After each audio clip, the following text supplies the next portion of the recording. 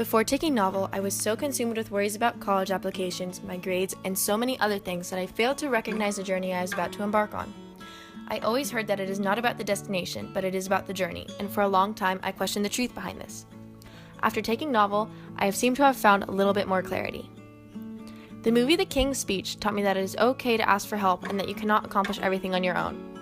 In the movie, King George, or Bertie, struggled with a stutter when he gave speeches that led him to have extreme frustration. At first, he was reluctant to get help from his speech therapist, Lionel.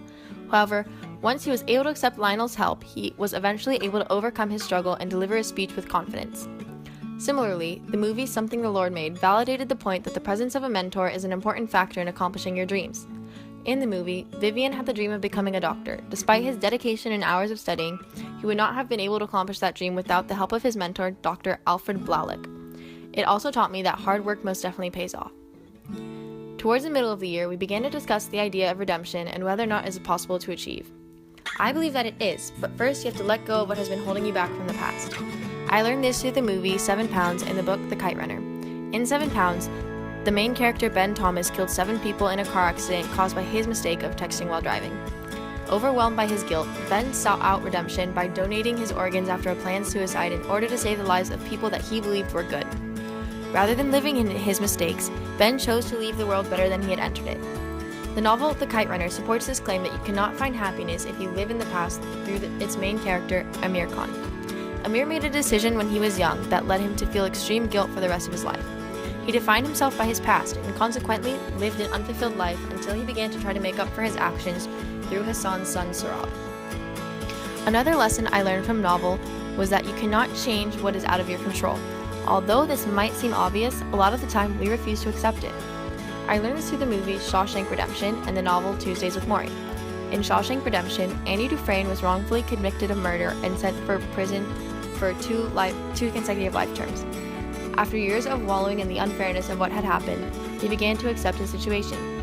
He started to help the prisoner employees with their financial matters. He helped build a new library for the prison and educated the prisoners in an attempt to make the most of his situation.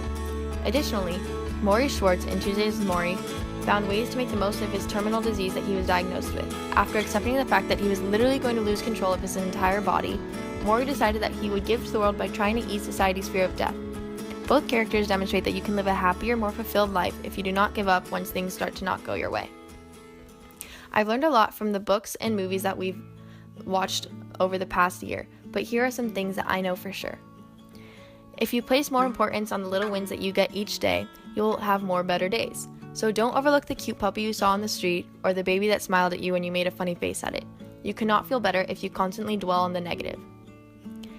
Everything happens for a reason. This may seem silly or cliche, but I truly believe that you will find more meaning in your life if you realize that everything happens, the good and the bad, for a reason. Those reasons might be unclear or confusing, but they can help you find comfort when you feel like things aren't going your way. Karma is real. Do good to others and good will be done to you. The opposite is true too. Trust your heart. It is your life to live and nobody else's. It is okay to get advice from others, but in the end you should listen to the wise words of Roxette and just listen to your heart, because you will feel truly happy if you do so. After all the Socratic seminars and the life lessons we have been taught this year, I learned that the destination is important, because without it you will have no motivation to reach anything.